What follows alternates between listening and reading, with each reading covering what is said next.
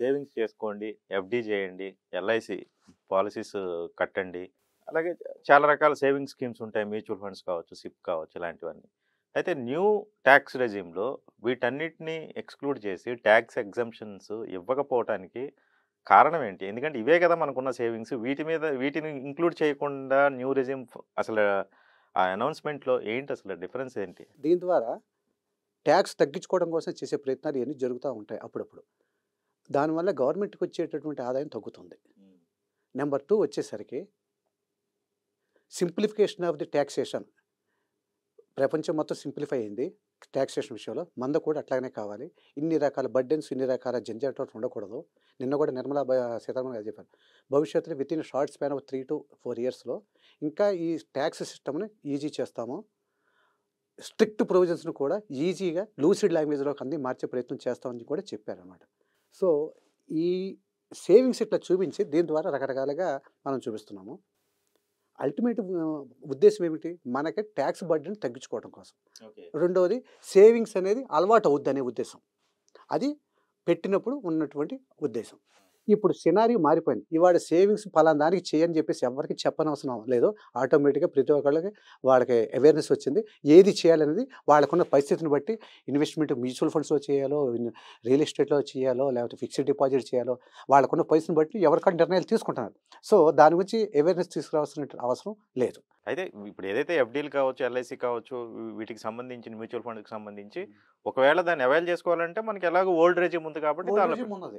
New రిజిమ్‌లో talks రేట్లు తక్కువున్నాయి గాబట్టి, ఇయన్నీ చూపించుకునే బదులు న్యూ రిజిమ్‌లో ఏం చేస్తారంటే, ఆ రేట్‌ని ఉపయోగించుకొని ఏది కమంటే కంపేర్ చేసుకోవడం, ఏది బెస్ట్ దాంట్లో మనం ఫైల్ చేసుకోవడమే. ఓకే. దాంట్లో మనకు ప్రత్యేకించి ఆలోచించవలసిన పని లేదు. ఇప్పుడు పీఎఫ్ ఉందనుకోండి, మనకు 15 సంవత్సరాల స్కీమ్ పెట్టారు. 15 సంవత్సరాల వరకు మనం దాంట్లో పెట్టాలి. 15 సంవత్సరాల తర్వాత మనం ఓపెన్ చేసుకోవచ్చు.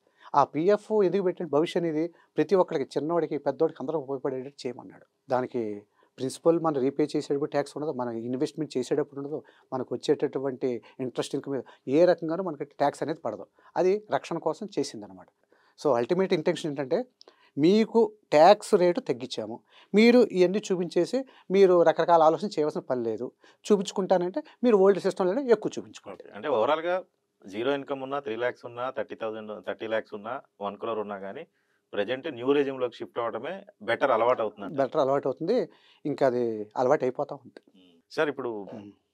ఎవరిని చూసినా సరే ఎక్కువగా స్టాక్ మార్కెట్ గురించి చాలా మందికి అవేర్‌నెస్ పెరిగింది. ఇన్వెస్ట్‌మెంట్స్ కూడా స్టాక్ మార్కెట్‌లో బానే స్టార్ట్ చేశారు. ఈ స్టాక్ మార్కెట్‌లో ఉండే ప్రాఫిట్ అండ్ లాస్‌ని మనం ఐటీఆర్స్ చూపించేటప్పుడు దీనికేమైనా ఎగ్జామ్షన్స్ ఉందా? వీటిని లాస్ కిందే చూసి మనకొస్తున్న మెయిన్ ఇన్‌కమ్ ఏదైతే ఉందో, హ్మ్. ఆ మెయిన్ ఇన్‌కమ్‌లో ఈ లాస్‌ని చూపించుకొని మనం టాక్సెస్‌ని తగ్గించుకునే అవకాశం ఏమైనా ఉందా? 3, 4 రకాల ఇన్వెస్ట్‌మెంట్ చేస్తారండి. ఈక్విటీ ఇన్వెస్ట్‌మెంట్ చేస్తారు. స్టాండర్డ్ ఇన్వెస్ట్‌మెంట్స్ లైక్ డిబెంచర్స్, అవును. తర్వాత మ్యూచువల్ ఫండ్స్‌లో చేయటం. Futures and options. సో, భవిష్యత్తులో నిన్న వచ్చిన బడ్జెట్‌ని బట్టి కూడా చూస్తే దానికి ఎంకరేజ్‌మెంట్ బాగా ఇచ్చారండి. హ్మ్. కాకపోతే ఇంతకుముందు 10% మనం టాక్స్ కట్టాల్సొచ్చేది. ఇప్పుడు దాన్ని ఏం చేసిందంటే 12.5 2.5% పెంచింది. Okay. At the same time మళ్ళీ 1,00,000 లాంగ్ టర్మ్ క్యాపిటల్ గెయిన్స్ కన్నా ఎగ్జామ్షన్ మనకి ఎట్లాగో అది ఎప్పటినుంచో ఉందండి.